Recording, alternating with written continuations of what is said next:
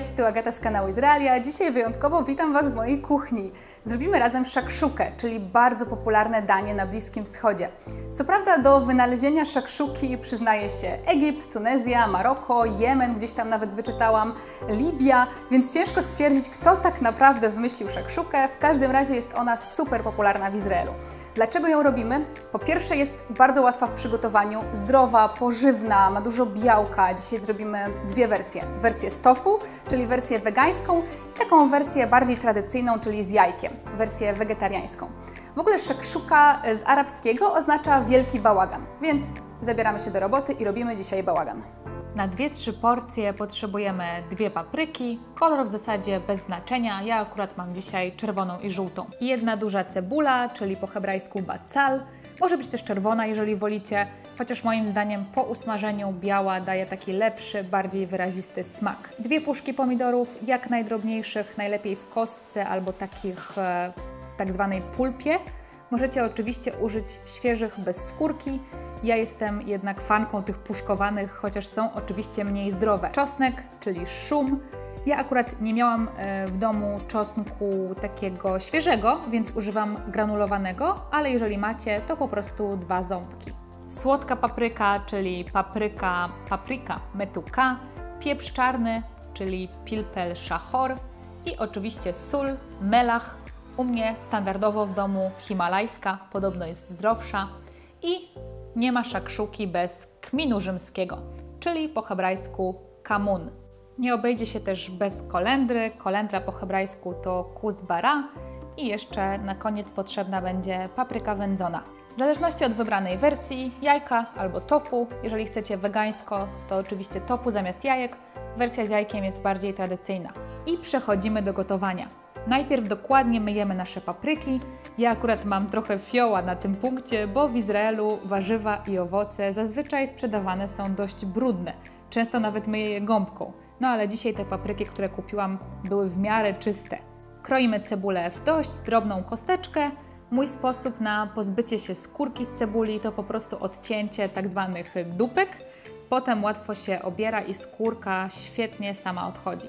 W ogóle moim zaskoczeniem jeszcze przy przeprowadzce do Izraela było to, że w większości, zdecydowanej większości izraelskich mieszkań jest kuchenka gazowa. Znaczy ogólnie nie ma jej, musicie ją kupić, bo mieszkania są puste, ale nie ma czegoś takiego jak indukcja. Widziałam indukcję może w 2 mieszkaniach przez 1,5 roku i to w takich raczej nawet bardzo nowoczesnych i tak są kuchenki gazowe. Więc ja byłam bardzo przyzwyczajona do indukcji, którą dużo łatwiej się czyści i w ogóle nie można się oparzyć i tak dalej. Więc byłam strasznie wkurzona, że w Izraelu jest taki problem, żeby mieć indukcję w domu. Ale jeden kucharz powiedział mi, że na gazie dużo lepiej się gotuje, w sensie takim, że jedzenie gotowane na kuchence gazowej czy smażone na kuchence gazowej jest dużo smaczniejsze. Więc tak sobie to teraz tłumaczę po prostu, że to nie tak, że Izrael jest w tyle, oni po prostu są lepszymi kucharzami. Na ciepłą patelnię wlewamy dość sporo oliwy z oliwek, może być oczywiście też olej i czekamy, aż porządnie się rozgrzeje. Na gorącą oliwę wsypujemy czubatą łyżeczkę kminu, rozprowadzamy po patelni, tak żeby się zmieszał dobrze z olejem. Czekamy jakieś 15, może 20 sekund, coś koło tego. Chcemy, żeby kmin nie tyle co się spalił oczywiście, tylko tak porządnie, fajnie podsmażył. Potem dodajemy cebulę, spróbuję nie rozsypać po całej kuchence. O, jak elegancko mi to wyszło. Muszę chyba częściej gotować do kamery. Cebulkę dokładnie mieszamy, aby obtoczyła się w kminie i posypujemy czosnkiem lub przeciskamy przez praskę 2 ząbki czosnku. Właściwie moją miarą w kuchni jest miara na oko, bo zazwyczaj się sprawdza, więc znowu mieszamy i zostawiamy, aż cebula się zeszkli, solidnie podsmaży. W międzyczasie kroję paprykę, pozbywam się gniazda i tych białych takich części. Nie chcemy ich jeść.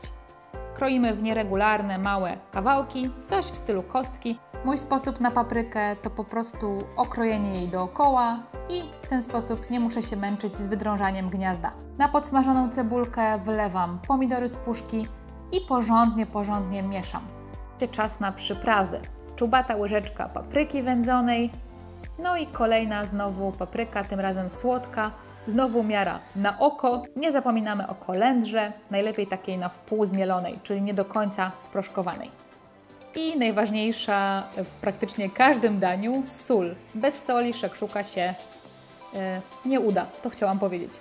Więc oczywiście porządnie solimy, a jeśli chodzi o pieprz, dodajemy go dopiero na koniec.